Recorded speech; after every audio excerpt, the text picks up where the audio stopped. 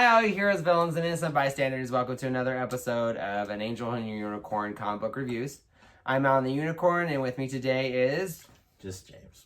We will be spoiling the books for the week, as per usual. If you haven't figured out by watching us the thousands of weeks that I'm sure you have dedicated your life to come watching us, what we do every day or every week, you'll probably have some issues. But if you do, we're going to spoil the books. So, if you don't want them spoiled, take a break, read the books, come back, we'll spoil them. Otherwise, just come on for the journey, and we'll spoil them for you anyways. And if you can, like, share, and subscribe. We would love to have more people. More than two. Oh, my goal. Otherwise, ring your bell notification so you know when we post videos. So, let's get started. All right. James swooped me on the books. Yeah. That's a Terry reference. If Terry ever watches these, he swooped me on his reads. Which are we gonna do first? 20XX. Okay. So it is by Jonathan Luna of the Luna Brothers and Lauren Keeley, and they said that it's her. I'm assuming it's a her. If it's not, I apologize. But at the end, there's a little thank you, and Jonathan, it's his first black and white, and Lauren, it's her first time writing any series. So Because I think Jonathan's mostly the artist, isn't he? Usually I think he's the one that's done the other but books. looks very much like previous ones. Looks very much Luna Brother-esque. Yes. So like it's from Image, and so it's set at some point in the future, and I guess global warming has really taken its toll. There's a picture up in Anchorage, Alaska, and there's like a big wall, and then like some slums, and then another decaying wall. I'm not certain what's going on there. I don't know if they're gonna fill that out. I think that's actually water. I think that's water, flooding the buildings. Well, but there's trees and cactus and stuff. Oh, well, that makes different Or sense. is it water going up the sides, and those are the trees poking out through the water? I thought it was like a flood wall? Yeah. And then they they built one, and it wasn't enough, and they had to build another one further in. Yeah, they built one to keep everything out so they could build the second one better. But I don't know. Maybe I'm wrong. I may be completely wrong. I don't know either, but but it's either way, there was two walls. One of them's broke, the other one's stable, and there's something in between them. So the main character gets up late for work. It's just another Manic Monday. They seem to have some kind of mental thing where they can implanted phone. Telephones and stuff, so she calls into work, says she's going to be late, and they said, "Oh, don't worry about that," and that she's getting a promotion at work, and so she's heading into work, and there's kind of in the background they're talking about this thing called sim, and that there's all kinds of stuff going on, and everybody's wearing masks outside. So she goes into work, and she talking to a friend of hers who tells her that her friend got this disease, and then the main character starts coughing, and she starts bleeding from her eyes, which is one of the big symptoms. So everybody freaks out and calls the medics in, They test her, and she's got the it's called the Bethel virus, and it has a super high mortality rate. But So they wheel her into the hospital, and everybody next to her keeps dying, and then like 3 days later she doesn't die. And so they tell her that it's a 99% mortality rate if you get it, but if you don't get it, you are you're immune, for life, and you're not contagious, and whatever the virus is will most likely give you powers. Yeah, but it's like almost like telekinesis, but they're not quite sure over what. Yeah, Like they say, like we don't know what your actual selective telekinesis and sensing. So she and they tell her she's got to register. So you get the sense that even though they've got powers, that the people that get this are kind of looked on warily, and like there's a list, like and your she own has list. to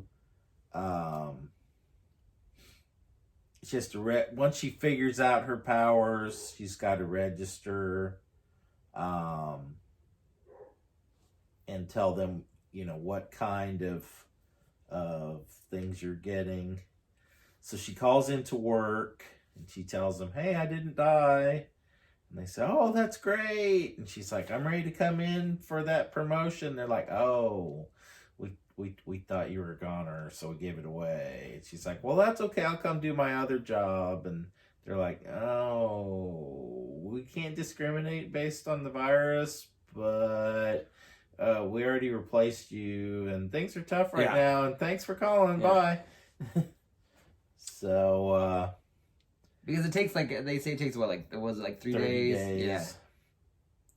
So she's trying to figure out what to do, and then she goes looking for her cousin who got it And survived. And there's something about she's still wearing the mask, and that's got some stigma to it, and well, I'm a little confused because she goes into the bar where everybody is like already has the disease, and so it's kind of like a slum bar. These Sims are welcome, but then there's other graffiti saying that they're not. So you get the sense that they're looked down upon in society. They're kind of like the dregs of society. And so when she goes into the bar where all these people are like that, like everybody gets offended because they think, like, why are you wearing the mask? Because you think you're normal. You're trying to pretend to be normal. And so you're either a normal and you're afraid of catching this, which is bad, or you've caught it and you're trying to separate yourself from us. It would be like, or you're saying that it would be like a gay guy going into a gay bar. And then he'd be like, I'm straight, I'm not worried, I'm not really Don't gay. touch my ass. Don't touch me, yeah. And it's like, you know you're in here for a reason. So, like, that's you knew what this was. Yeah. So that's what they're kind of saying, is like, you know why you came in here. You know you're one of us. Why are you even trying to... So she's looking for this cousin of hers, who's the only person that she knows that had this. And apparently he is persona non grata with, like, everyone in town. Not a nice person. And persona non grata. So that's a good word. They when she tells them, who she's looking for, everybody gets all uppity on her. And so another gal comes up to her, and it's got a cool robot hand. Yeah, cool robot hand, and she's trying to talk her through, this new world that she's entering. And she says, well, they say 30 days, but it comes on quick, and hey, I'm going to help walk you through, what you're getting ready to experience. And so they give her some contact information, and she leaves. And so she keeps looking around for this cousin of hers, and I don't know why she took her shoes off. She's probably just tired of walking. Well, but it seems significant because, they focus on her taking her shoes off, and she comes in, and they say, you need to wear shoes in here, and then she says, so he's your cousin, but you have to tramp barefoot around Anchorage to find. So they're making a big deal about the no shoes. So that's something. You just don't make that big a deal about it unless it's significant. So as she's in the bakery, her cousin comes out, and then people are chasing him, and there are other people with this telekinesis, and they're attacking him with their telekinesis, and he's attacking them back, and he gets knocked out, and people are throwing knives at each other with their minds, and one guy starts choking the main gal with her mind, and she explodes his face. His entire face in his hand. Yeah. Like just... Yeah. So, yeah. It's a great visual. And then, do we continue? Yeah. So, I enjoyed this. It great art.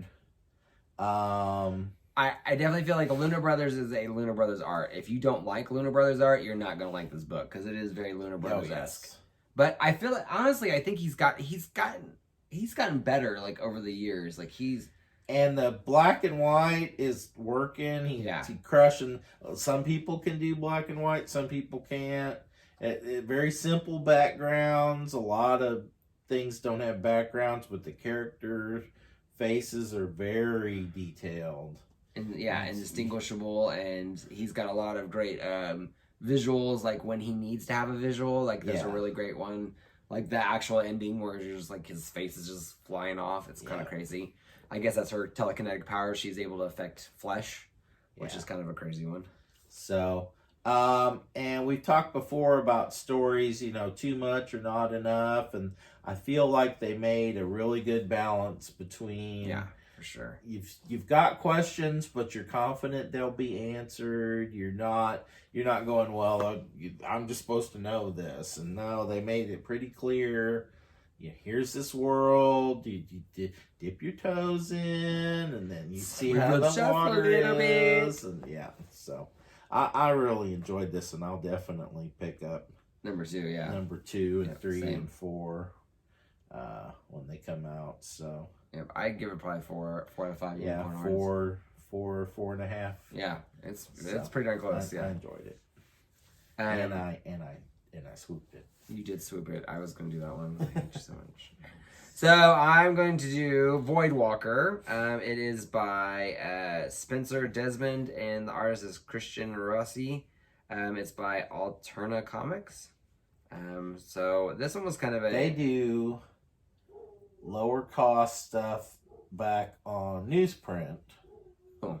So it's like $1.50 comics, but they're the quality, the old 4-color print, a newsprint and stuff. It good nostalgia and great price point. Some of our friends and it's not they're not gonna win the Pulitzer for comics. No, but they're just good, solid. Yeah, it's like a Zenescope. So that's what this kind of like. This one kind of reminded me of. So this is starts off with a guy kind of busting up, and he's it kind of talks about the relationships with all the gangsters, and this guy throws his car in there, and he's like shooting people up, and killing people left and right. Eventually, the main gangster sends out his kind of cronies, and the guy kills them with some very Bruce Willis-esque skills. jumps over the car, or like shoots in the leg, and then they fall down and he shoots under the car. And so it's a lot of little action sequence. And then he walks in and takes what he wants from the gangster. And this gangster, they kind of alluded that he's kind of taking this guy in and made him part of the family. And so he feels betrayed. So the guy turns away, he grabs the case, turns away, and he goes, "Oh, apparently you feel comfortable enough to turn your back on me," and shoots him, which sends him directly to a demon realm where he's supposedly going to be probably tortured or going through hell. And he's kind of dying, and he encounters this demon that's like, "If you release me, if you let me take your body, if you release me, we can get out of here, but otherwise you're going to be tortured. Here comes all these demons to torture you. And if you don't help me, I can't help you." And so he's stuck, and he's trying to get him to release him. So of course, eventually hilarity ensues, and he releases him. And the way he has to, shouldn't have done that. Yeah, exactly. The way he has to do it is like he has to have blood on his, what do you say, blood on his lips, or blood on his tongue, or blood on his mouth, or something. And then he has to say the demon's name. So what he does is he ends up he does that, and he says the demon's name, and he kind of becomes like this, I would say like a Ghost Rider-esque character. Like he definitely is like he's wrapped in this weird hard shell. He looks kind of like a hammerhead shark / like Teenage Mutant Ninja Turtle mutant. He looking like a shark. He had 2 dead eyes. And I said, "Well, Jesus, why are you looking like a shark?" He said, "I don't know. This shark is cool." So, and he turns into like this kind of demon of vengeance, where he forms this outer scale, this carapace, into like knives, and starts cutting down these demons. Eventually, he ends up fighting this big demon and going back to Earth, where he encounters the big boss guy that shot him in the back. And they all of a sudden, he's ready to fight everybody, and that's the end of the book. Is like he comes back, and he's got this really cool pose, and so but I think you pretty much described it when you described the company. Like it's just an entertaining book. The art was decent, the colors were decent. I noticed that because the 4-color old printing process looked different, and this has that old look to it compared to modern comics on the slick paper. It just doesn't print the same, and this definitely looks like comics of yore. Comics of the J. But it was, it was an entertaining one. I may or may not pick it up. It is entertaining enough that I would pick it up if I saw it again. If I didn't see it again and I never read the second issue, I don't think I would feel sad or feel like I'm missing something. So it kind of is like, it's kind of a little bit, I would say a Zenescope book, but I would almost say a little bit less, just because it doesn't have that draw for me to want to come back. Because it was a very much of a throwaway story where it's like, very tropey gangster, and then he does the monster, and then he becomes the demon of vengeance. And so but it was still entertaining. Like I said, the art was really talented. It was some fun visuals, and so I would pick it up again. I just not for sure if I'm gonna seek it out. So I would say 3 out of 5 unicorn horns, and not too bad. All right.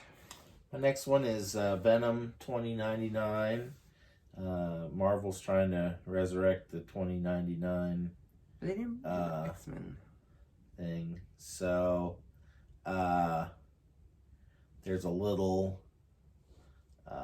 blurb at the top that there was some catastrophic event. The Age of Heroes came to an abrupt end.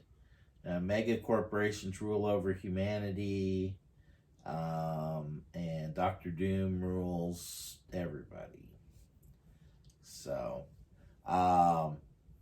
it shows this company Alchemax, which I think is through various of the 2099 books. They're got this little black thread going in all these test tubes, and it looks sort of symbiote-ish. So then you cut to a girl who's one side of her body's either been burned or deformed or something. She's got some kind of problem, and her dad's there, and he works for this Alchemax, and he's developed this treatment, and he got approval to test it on her.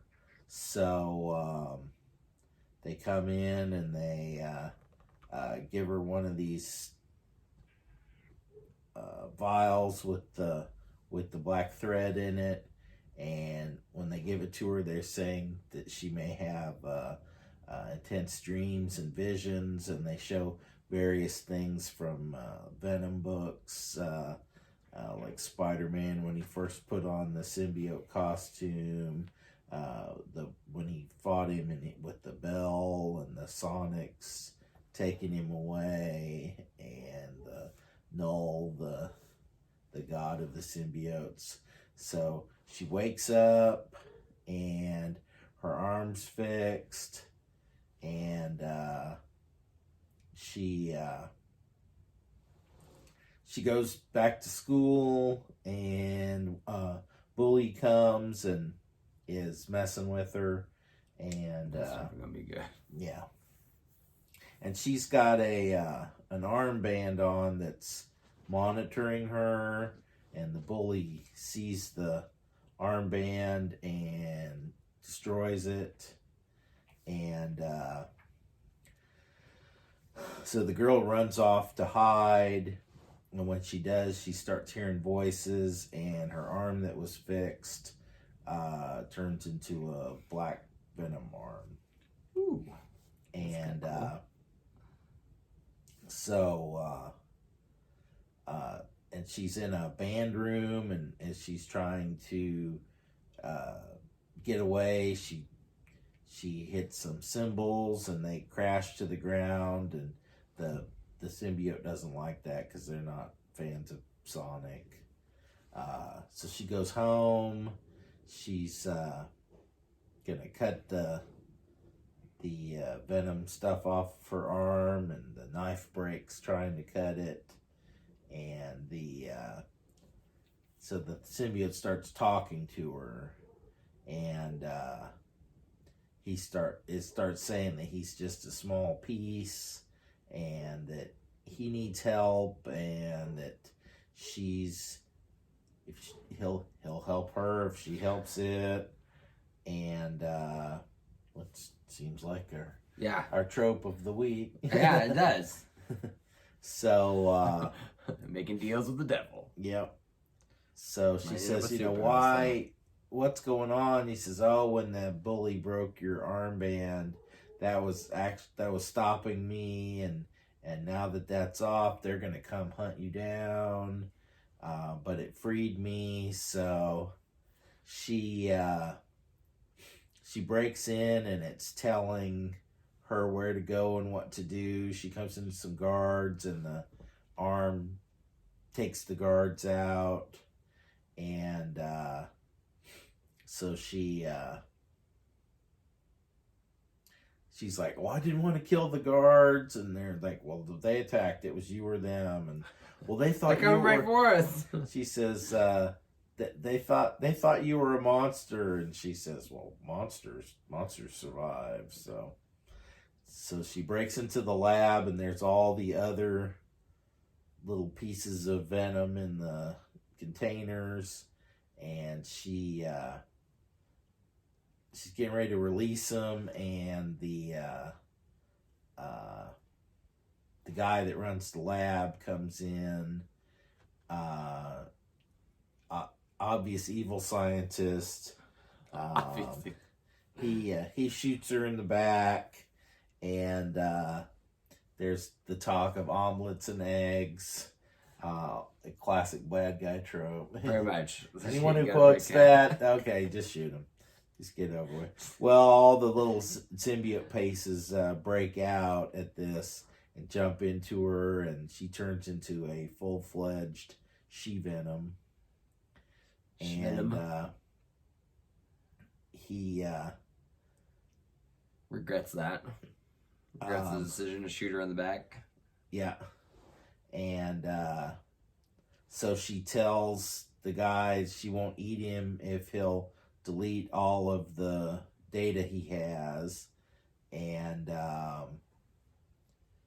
she says, well, okay. And so he deletes it all. And she says, well, I lied. And she eats him. And so she goes home and she's still talking it out with the Venom creature. And he's like, ugh, another hero. Yeah. She wants to use the powers for good. So she's like, the Venom says, I'm gonna take care of your bully problem. And scares the crap out of the bully. And then there's like when I guess there was something with the Venom where they had the spiral eyes. I missed that part of the story. That one, unfortunately. So I think it's like the bad part of Venom taking over. Bad side of town. But the school bell rings and and Sonic's hurt this thing, and so it kind of knocks it back down where she can take charge, and he says that the Venom God is on Earth.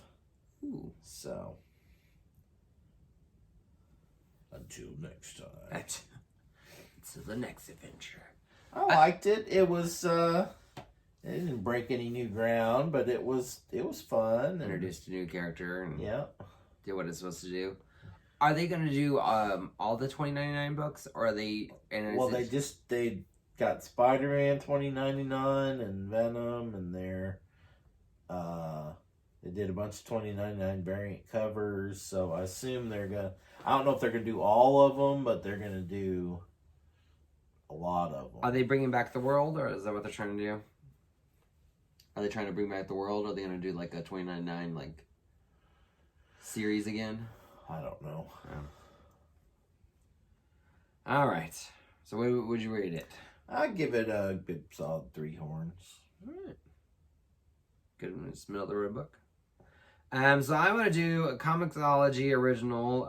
It is written by Erica Schultz, and art was Marika Cresta. So I think I reviewed the first issue of this one, where she's a sheriff in the town, and these magic people come and take her daughter, and come to find out she's actually really a princess that is supposed to be in this magical world. And they, so she goes into the magical world and tries to find her daughter. In this issue, it talks more about like how she ended up on the Earth, and what happened when she escaped her aunt. And it talked about how she was trained, and they wanted to use her. She wanted, it's the basic stuff. She wanted to be a good person. She didn't want to hurt the people. And then her aunt's like, nope, you have to hurt these people because they don't understand anything otherwise. They don't know how to rule without an iron fist. And so she learns more and more from being on Earth and, kind of loving this guy and being with him, that the aunt comes to Earth, and tries to stop him and tries to kill him, which of course backfires on her, and the princess leaves. And so after that kind of like the backstory of how she ends up there, it cuts back to where she's got her held prisoner, and she's got the granddaughter held prisoner, and she's kind of like trying to coax the granddaughter into being part of the group. She's like, hey, really, your mother's trying to keep you away from things and all this stuff, and you should come, I'm your grandma, all this kind of stuff. Say hi to your mother. Yeah, exactly. And then the mom is like being caught, and she's kind of found out that what they're doing, and so she's like, finally, I've got to remember how to do all this stuff because I've got to get my daughter back. I'm way more powerful here, so but she's not used to being, she's not used to being in this magical world, and so she finds her weapon, and then she starts off, and then next thing, the royal guards break in to her prison room, and they're either going to help her or they're going to try to kill her. But that's where it ends. So you're not quite sure. Possibly both. Yeah, that's true. Maybe they'll try to kill her, and then when she beats them up, they'll help her. They'll be like, "Oh, you are a good princess." So it's a fun book. It's nothing really exciting. It's nothing. I think a lot of books these days are not really groundbreaking. It's just a fun book. It's a fun read. The art's decent. I like some of the characters. It's interesting. This one I feel like they regressed a lot more than what I was hoping for. This is the third book. I was hoping they would get a little bit more into what they're doing now and not go back in the past, because right now it wasn't really important. I don't care that she was in the past. Like, we already kind of established that she was, so that kind of, I wish they would have done more of the current situation and forwarded that story instead of going backwards already. But otherwise it was a fun read. For the most part, like, most of the books this week were really just kind of fun, middle of the ground reads. I can't knock them, and I can't really be like, oh my god, this is amazing. So I still have a lot of stuff to get through, but yeah. So I give it a 3 out of 5 unicorn horns. If you're a Comixology subscriber, or if you're if you have Amazon, that comes with it, and it's free, so you can borrow it, and if you have the subscription, and so. It's fun little read. I call it reading fodder when I get through all my books for the week, and then I start reading things that I'm just like, oh, what's this? Oh, what's this? So it was fun reading fodder. It was actually pretty decent. So excellent. I felt like we kind of had a really middle of the road book week, which is good. Better than a lot of reading through a lot of junk. So I read a lot of Zenescope this week too. Again, some fun stories. All right, so that is our show for the week. If you can, like, share, and subscribe, ring the bell. We also would love comments if you have anything that you are reading that you think we should get into, or you are not reading and you're curious about. We will be your guinea pigs. I read a lot, so anywhere from 25, 26 books a week. I try to get through them as fast as I can. But until then, we hope your pull list is full. Bye.